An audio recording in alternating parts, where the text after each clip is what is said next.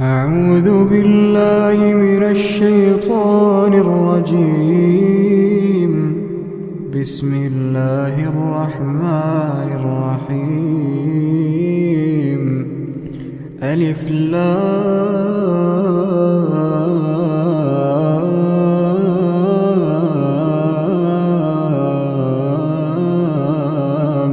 ميم.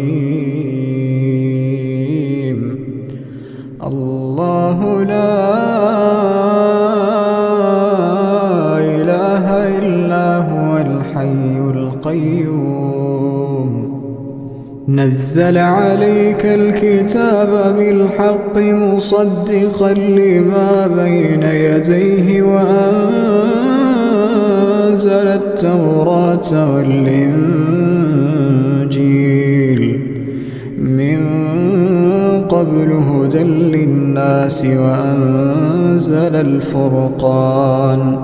إن الذين كفروا بآيات الله لهم عذاب شديد والله عزيز ذو انتقام.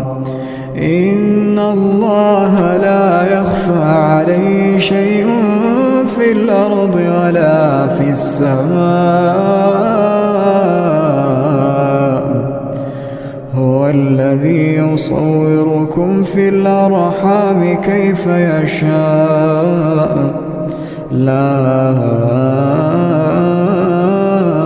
إله إلا هو العزيز الحكيم.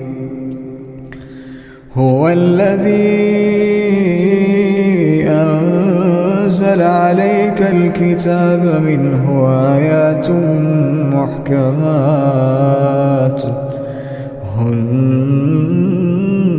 أم الكتاب وأخر متشابهات. فأما الذين في قلوبهم زيغ فيتبعون ما تشابه منه ابتغاء الفتنة وابتغاء تأويله وما يعلم تأويله إلا الله. والراسخون في العلم يقولون آمنا به كل من عند ربنا وما يذكر إلا أولو الألباب. ربنا لا تزغ قلوبنا بعد إذ هديتنا وهب لنا من لدنك رحمة إنك أنت الوهاب. ربنا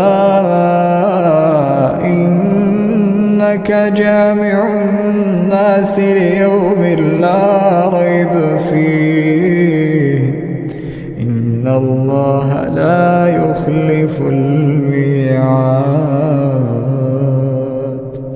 إن الذين كفروا لن تغني عنهم أموالهم ولا أولادهم من الله شيئا وأولئك هم وقود النار. كدأب آل فرعون والذين من قبلهم كذبوا بآياتنا فأخذهم الله بذنوبهم والله شديد العقاب. قل للذين كفروا ستغلبون وتحشرون إلى جهنم وبئس المهاد.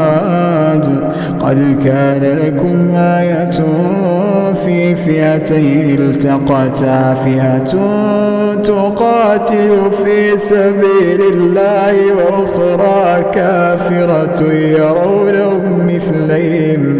يرونهم مثليهم رأي العين والله يؤيد بنصره من يشاء إن في ذلك لعبرة لأولي الأبصار. زين للناس حب الشهوات من النساء والبنين والقناطير المقنطرة من الذهب والفضة والخيل المسومة والأنعام والحرث، ذلك متاع الحياة الدنيا، والله عنده حسن المآب.